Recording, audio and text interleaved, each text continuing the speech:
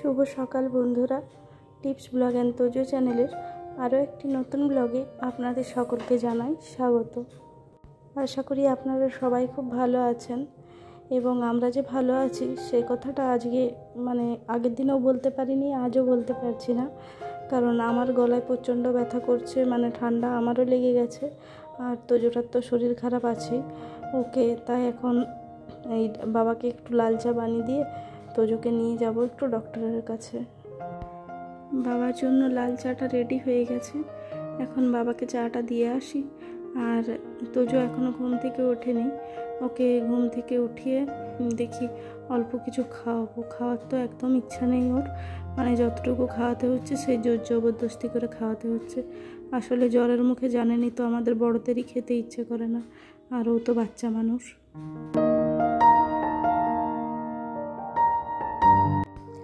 এখন ওর জন্য একটু বানিয়ে নেব চা, ওই চা পাতা দেবো না, এই দেবো তুলসী পাতা, তেজপাতা, লং, আদা, গোলমরিচ আর এলাচ আর দারচিনি, এগুলো সব ভেঙে ভেঙে দিয়ে দেবো। আর আদাটা একটু ঘষে দিয়ে দেবো। এটা থেতো করে দিতে পারলে আরও ভালো হতো, কিন্তু আমার কাছে না সেই ছোটো হামালদিস্তাটা নেই, ওটা আমার কোয়ার্টারে রয়ে গেছে। এবার যখন যাব তখন ওটা কোয়ার্টার থেকে নিয়ে আসতে হবে। তো এইরকম করে যদি এই সর্দির সময় যদি এইভাবে দেওয়া যায় না, তাহলে জ্বরটাও একদম নেমে যায়, আর ভেতরে কফ থাকলে কফটাও কিন্তু নেমে যায়। আরও ভালো হয় যদি সেই লাল বাসকটা দেওয়া যায়।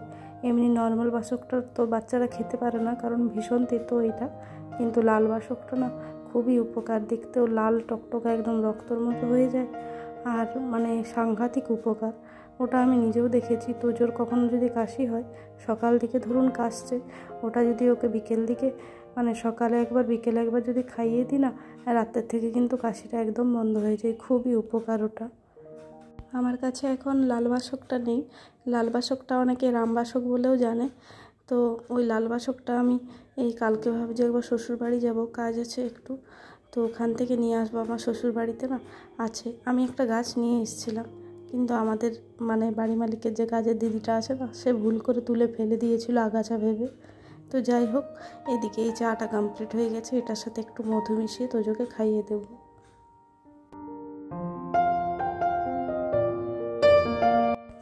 আমি এখন তোজোকে নিয়ে এসে গেছি ডক্টরের কাছে। ডক্টরবাবু এখনও আসেননি, আমরা বাইরে বসে আছি, লাইন দিয়ে অপেক্ষা করে আছি। আরও কয়েকটা বাচ্চা আছে। তো আর তোজোটার মুখটা দেখুন, ওর বসে থাকতেও কষ্ট হচ্ছে। ও কখনো না এতটা দুর্বল হয়ে পড়েনি, ওর এর আগেও শরীর খারাপ হয়েছে, কিন্তু এই প্রথমবার দেখছি ওর এতটা বাড়াবাড়ি হলো।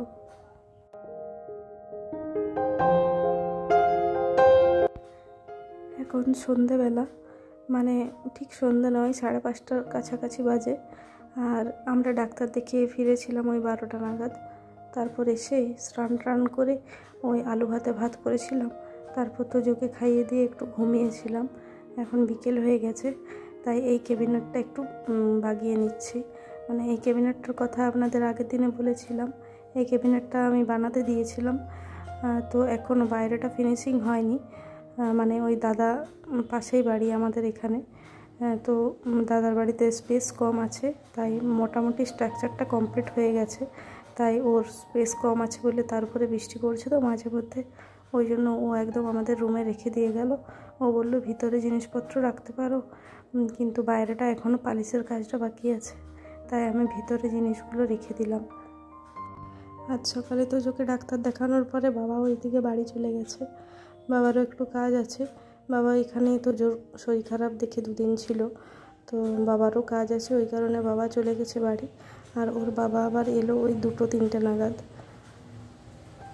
এখন তোজোর শরীরটা মোটামুটি বেশ ভালো আছে, সকাল দিকে যেমন একদমই উঠতে পারছিল না, কাঁদছিল, কিছু খাচ্ছিল না, তার তুলনায় ডাক্তার দেখিয়ে আসার পরে একটা ডোজ পড়েছে। একটা ডোজ পড়ার সাথে সাথেই দেখছি, সাথে বলবো না, ওই 2-3 ঘন্টা পরে দেখছি, বিকেলে ঘুম থেকে ওঠার পরে দেখছি বেশ ভালো আছে।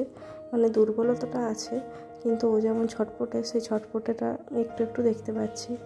এখন ওর জন্য একটু বানিয়ে নিয়েছি ভেজিটেবল স্যুপ। এটা যে নরের প্যাকেট স্যুপগুলো পাওয়া যায় না, সেই স্যুপটা একটা এনেছিলাম, ভাবলাম যদি খাই। পুরোটা শেষ না করতে পারলেও কিছুটা খেয়েছে। সর্দির মুখে নুন ঝালটা খেতে তো ভালো লাগে, তাই অল্প করে খেয়েছে। আজকে তো আবার রথ, আর তোজো মানে দুপুর থেকেই ও বায়না করছিল এই গেঞ্জিটা পরে ও রথ দেখতে যাবে। এই গেঞ্জিটা ও যখন পুরী গেছিল, সে পুরীর থেকে নিয়ে এসেছিল, বলেছিল আমি জগন্নাথের পুজোর দিনে আমি এই গেঞ্জিটা পরে রথ দেখতে যাব। কিন্তু দেখুন আজকে ওর এতটাই শরীর খারাপ হয়ে গেছে, তবুও যাক, জগন্নাথের কৃপাতে এখন মোটামুটি ভালো আছে। আর ওকে নিয়ে আমরা একটু বেরিয়েওছি। আর আমাদের রুমের সামনেই না একটা ইস্কন হয়েছে, আগের বছর থেকেই মানে এটা চালু হলো মন্দিরটা। আর এখানে জগন্নাথ দেব আসেন, এখানে থাকেন 7 দিন ধরে পুজো হয়, বেশ ভালো ধুমধাম হয়। আর হরিবোল হয় 7 দিন ধরে, নরনারায়ণ সেবাও করা হয়, মানে বেশ ভালো। আমরা এত কাছের থেকে কখনোই জগন্নাথ দেবকে দেখিনি। পুরীতে দেখেছি, কিন্তু সেখানেও ভিড় ভাড়াক্কাতে, কিন্তু এখানে এই জগন্নাথ দেবকে দেখতে পেয়ে সত্যিই নিজেকে মানে অনেক ধন্য মনে হচ্ছে। আর এই ইস্কনটা হচ্ছে পুয়া বাগানে, মানে পুয়া বাগানের মানে যত লোক আছে না, সব মনে হয় এখানে চলে এসছে, এত ভিড়।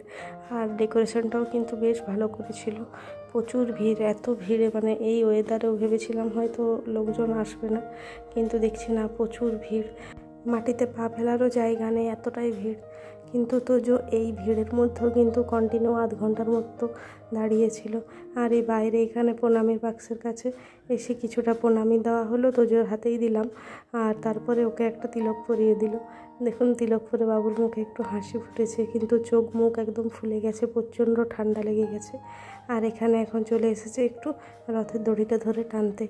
আর কি যে ভাবছে ওই রথের দিকে তাকিয়ে তাকিয়ে, কি জানি।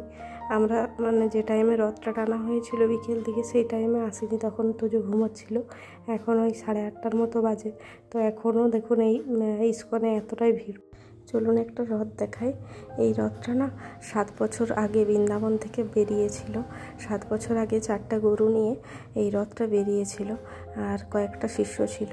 তো সেই 7 বছর ধরে পায়ে হেঁটে এনারা না চতুর্দিকে ঘুরে বেড়ায়, আর প্রভুর গুণনাম চারিদিকে করতে থাকে। মানে ভগবানের কি মহিমা দেখুন, না দেখলে বিশ্বাস করাই যায় না। 7 বছর ধরে কিভাবে কন্টিনিউ মানুষরা এইভাবে হেঁটে হেঁটে আসতে পারে, আর তার উপরে আবার বৃন্দাবন থেকে হেঁটে হেঁটে এত দূরে এসেছে, ভাবতেই অবাক লাগে। তো চলুন আজকের মতো ব্লগটা আমি এখানেই শেষ করছি। কাল ঠিক টাইমে আরও একটি নতুন ব্লগ নিয়ে চলে আসবো। আজকের মতো এখানেই শেষ করলাম।